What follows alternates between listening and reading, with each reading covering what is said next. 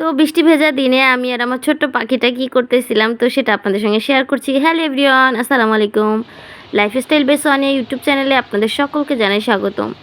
তো আমার গার্ডেনিং, এই যে আমার ছোট্ট গার্ডেনিংটা, তো কয়েকদিন আগে আমি দেখিয়েছিলাম যে কলমি শাকের ডাঁটাগুলো আমি ফেলে না দিয়ে পানির মধ্যে রাখছি, আর সেইগুলো থেকেই কত সুন্দর কলমি শাক হয়েছে।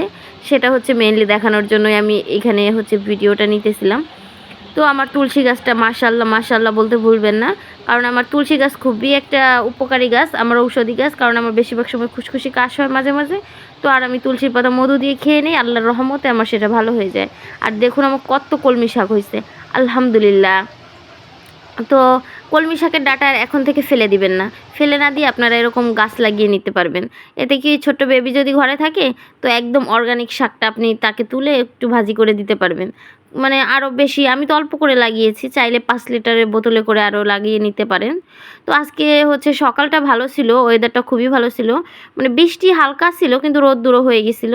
তখন আমরা মাদ্রাসায় গেছিলাম মা ছেলে, তো লেখাপড়া শেষ করে আমরা মাদ্রাসা ছুটি হয়ে গেছে আসছি, এসে বলতেছে মা মা আমাকে লুডুস করে দাও। তো আমি তাকে করে দিয়েছি, সে খাচ্ছে আর টিভি দেখতেছে।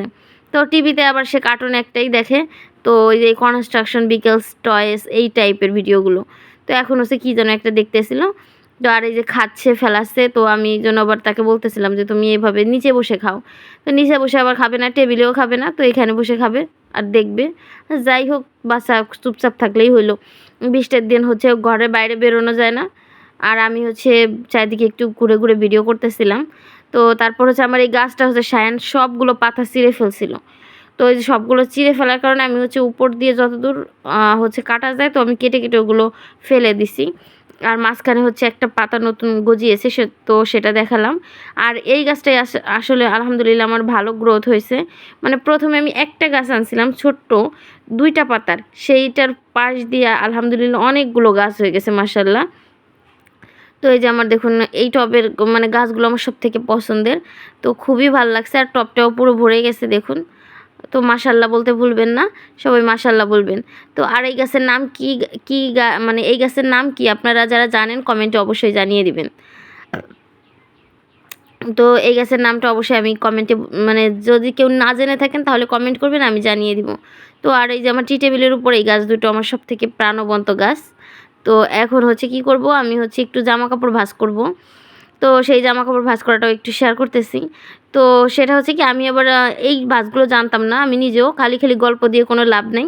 কারণ আমি নিজেও জানতাম না, মানে একদিন ফোনে একটা স্ক্রল করতে করতে একটা ভিডিও আসলো, তো সেইটা মাথায় আসলো। তো আমার যেহেতু দুপুরে রান্না নেই, আমার কোনো কাজ নেই, তো ভাবতেছি এইটা বসে বসে একটু ট্রাই করি।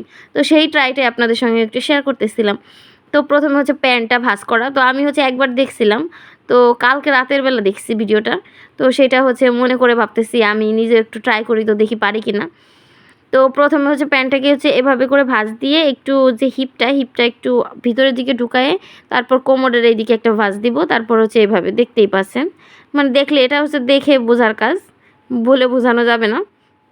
তো এই যে প্যান্টটা ভাঁজ করে নিয়েছে, আসলেই ভালো হয়েছে। টেকনিকটা আমার কাছে খুবই ভালো লাগছে। মানে এতে করে মানে জায়গা যেমন কোথাও বেড়াতে গেলে বিশেষ করে আমাদের তো যেহেতু দূরে থাকি, আমাদের এখান থেকে বাড়িতে যেতে হয়, শ্বশুর বাড়িতে যেতে হয়, অনেক জামা কাপড় আমার ক্যারি করতে হয়। সায়ানের জামা কাপড়, মানে জায়গা ব্যাগ নিলে পরে 2টা 3টা ব্যাগ নেওয়া লাগে।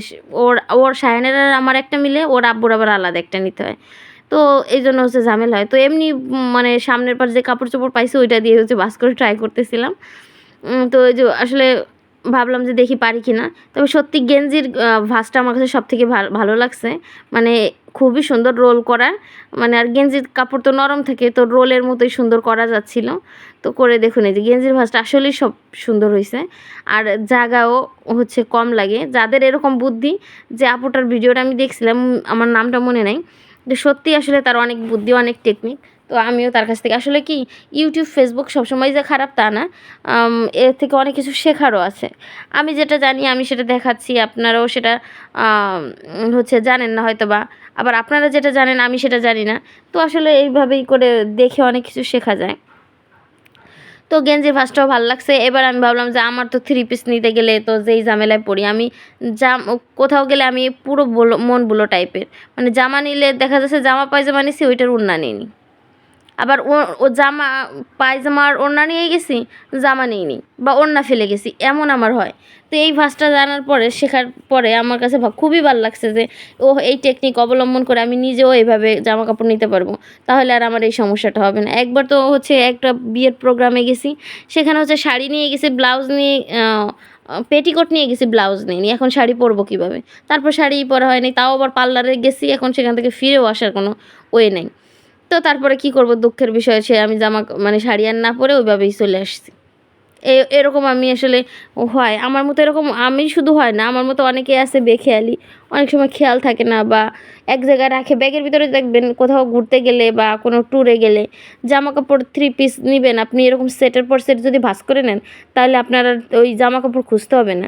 পায়জামা ওড়না একভাবে একটার মধ্যে ঢুকায় রাখলে ইজিলি আপনি একটা সেট পরতে চাচ্ছেন, আপনি আজকে এইটা পরবেন, তো একটা বের করলে আপনি সেই সাথে সাথে আপনার পায়জামা ওড়না সবই ওটার মধ্যে পেয়ে যাবেন।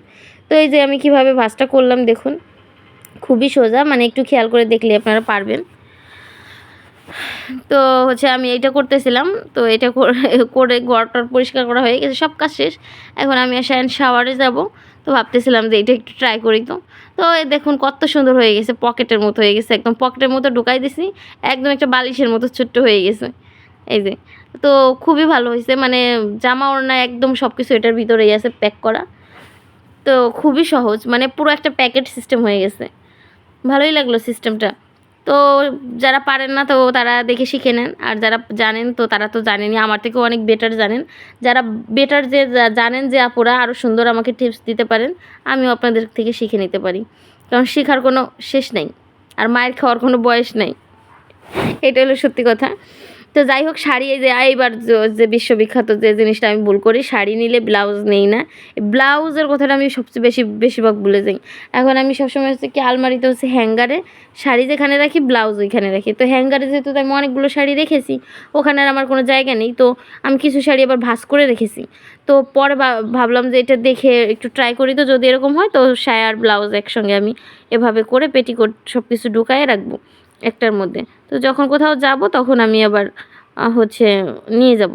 তো আমি এবার কিছুদিন 2-3 দিন আগে আমি সব শাড়ি টাড়ি আমার রোদ্রে দিছি, কারণ বছরে একবার করে একটু একদিন রোদ্দুরে দিলে ভালো হয় জামা কাপড়। কারণ অনেক জামা কাপড়, শাড়ি কাপড় থাকে যে আমাদের প্রতিদিন তো আর পরা হয় না, অনেক দিন বাদে পরা হয়।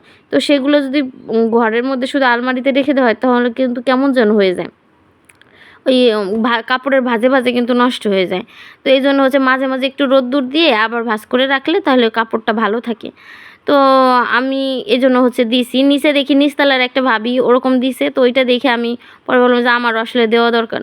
তো আমিও সেদিন অনেক রোদ হয়েছে তো দিয়েছি। তো আপনারাও চাইলে এভাবে মাঝে মাঝে কাপড়গুলো রোদ্দুরে দেবেন, বা কাঁথা, যেমন অনেক শখ করে কাঁথা সেলাই করছেন, সেটার বয়স 8 বছর 10 বছর হয়ে গেছে, মাঝে মাঝে প্রতি বছরে 2বার 4বার সেটাকে একটু রোদ্দুর দিবেন। রোদ্দুর দিলে কী হবে, ওইটা ভালো থাকবে। তো এই আমার শাড়িটা ভাঁজ করা হয়েছে, কেমন হয়েছে অবশ্যই কমেন্ট করে জানাবেন। আমি জাস্ট দেখছি, আমি অত ভালো পারি না, তো যেটা সত্যি কথা। তো যতটুকু পারছি আপনাদের সঙ্গে শেয়ার করছি। তো কেমন হয়েছে ভিডিওটা অবশ্যই কমেন্টে জানাবেন, আর যারা চ্যানেলটি সাবস্ক্রাইব করেনি সাবস্ক্রাইব করে দিবেন, আর অলরেডি যারা সাবস্ক্রাইব করেছেন তাদেরকে আমার অসংখ্য ধন্যবাদ। আর আমি যে টিপস ফলো করে কলমি শাক গাছ লাগিয়েছি, অবশ্যই আপনারা কিন্তু সেটা ট্রাই করবেন, আর কেমন রিভিউ হয় সেটাও কমেন্টে জানিয়ে দেবেন। টাটা অ্যান্ড টেক কেয়ার, আল্লাহ হাফেজ।